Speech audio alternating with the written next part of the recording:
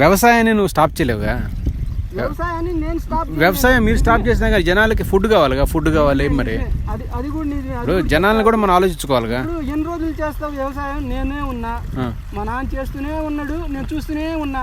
మా చదువులకి ఆయన అప్పులు తీసుకురావడం, అప్పులు పెట్టడం, అప్పులు తీర్చడం, ఇవే జరుగుతున్నాయిలే. కానీ ఎప్పుడు ఒక 10 లక్షలు వచ్చినా అని కనిపించడం తప్ప ఒకప్పుడు వచ్చినాయి, ఇప్పుడు రాట్లా.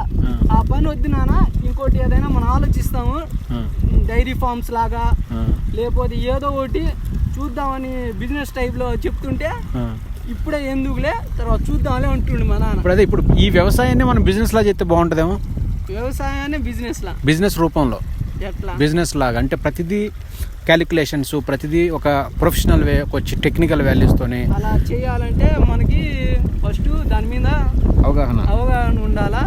అవి మనం చెప్పినా అర్థం చేసుకునే